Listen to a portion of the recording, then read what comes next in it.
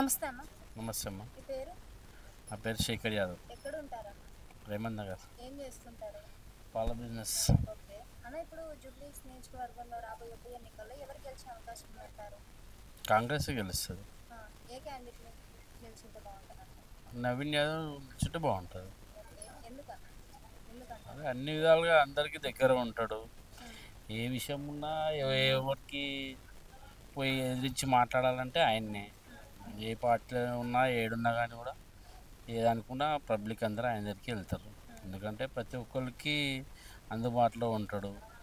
ఏదున్నా ప్రతి ఒక్కరు లీడర్ ఎవరంటే నవీన్ యాదవ్ అనేది తెలుసు అందరికీ. ఈ పార్టీ ఎమ్మెల్యేలు ఏడుంటారా ఎవరు ఉంటారా అని తెలియదు.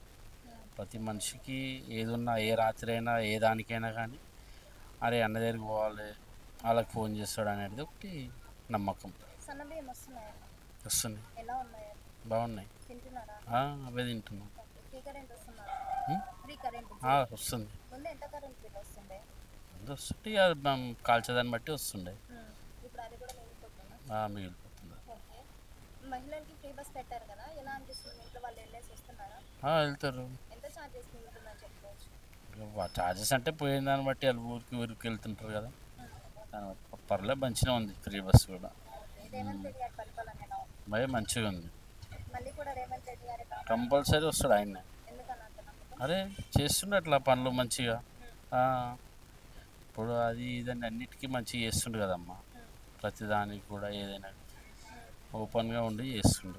Subscribe us and press the bell icon for more interesting updates.